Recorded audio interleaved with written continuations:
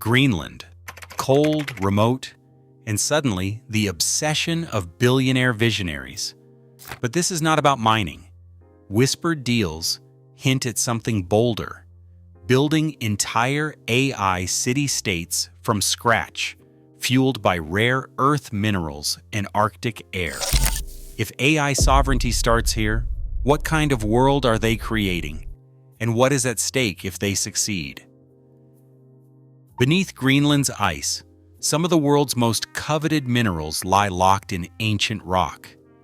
Neodymium, dysprosium, and praseodymium, elements at the heart of high-strength magnets, are essential for every AI server, wind turbine, and electric vehicle motor. China controls about 70% of the global supply, leaving the US and Europe exposed to supply shocks and political leverage. Greenland's reserves, especially at sites like Kvanefjeld and Tanbreez, offer a rare chance to break that grip, but mining here is no easy feat. The Arctic climate, though, flips the script for another reason. AI data centers burn through power, with up to 40% of their energy spent just on cooling the rows of graphics processing units running nonstop. In Greenland, sub-zero air does the work for free, slashing operational costs and letting data centers scale in ways that would bankrupt them elsewhere.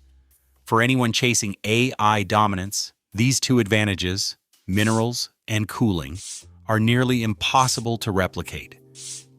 Greenland's position between North America and Europe creates a digital shortcut for data moving across the Atlantic.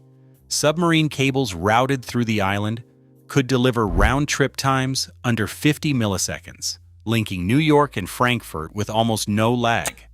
For AI, where milliseconds mean millions, this corridor is a rare asset. The landscape holds more than just minerals.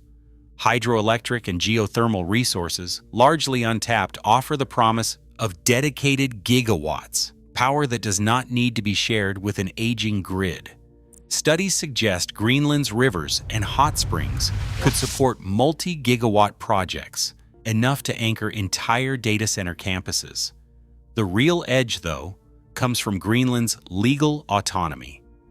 The Self-Government Act of 2009 lets local authorities issue permits for energy, mining, and infrastructure, bypassing the regulatory bottlenecks that slow down projects in the US or EU. Here, infrastructure can be tailored to the project, not the other way around. Permitting in Greenland moves at a speed that would stun most tech executives. Energy, data center, and mining applications can clear local hurdles in as little as 30 days, thanks to the streamlined authority granted by the Self-Government Act. One Greenlandic official, when asked about the pace, simply replied, "We're open to negotiation." That openness extends to the economics of building from scratch.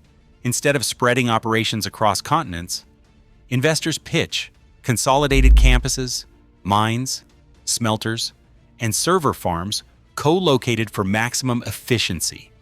This setup slashes logistics costs and shortens supply chains, letting projects scale without the friction of multiple jurisdictions. The talent pipeline is engineered for attraction, not just retention. Six-figure tax-free compensation packages, relocation support, and a promise of frontier influence draw AI researchers and engineers from Silicon Valley and beyond. For many, the appeal is simple: high pay, low taxes, and a chance to write the rulebook in a place with almost no historical bureaucracy. That attraction is a deliberate part of the strategy. The mechanics are clear: fast permits, economic clustering, and incentives designed to lure the best minds to the edge of the map. This is nation-building disguised as investment, and it moves at a pace most governments cannot match. Those mechanics create an ecosystem where projects can start, scale, and stay in one place. Control the hardware, control the game. That's the mantra driving these investors: Altman, Gates, Bezos, Thiel, each chasing the same playbook: lock down the infrastructure before anyone else can. The logic is simple, but ruthless. AI models can be copied, but the minerals and megawatts behind them cannot. Taiwan still produces over 90% of the world's advanced chips. A single point of failure, one geopolitical spark, could sever. Building new U.S. grid capacity for data centers can take up to 2 years, leaving cloud giants and startups alike stranded in a bottleneck. For the biggest players, that is unacceptable. Their calculus is to own every link, secure the rare earths, build the chips, generate the power, and write the rules. Whoever controls the supply chain end-to-end wins the next decade of AI. The urgency is real, and the window is closing fast. Infrastructure is not a backdrop. It is the battlefield. In 2019, the world watched as the United States president floated the idea of buying Greenland, igniting a diplomatic standoff that laid bare the island's strategic value. Any deal then or now runs straight into Denmark's constitution, which keeps foreign policy and defense firmly in Copenhagen's hands. Greenland's autonomy covers mining and infrastructure, but ultimate authority over territory and security remains with Denmark.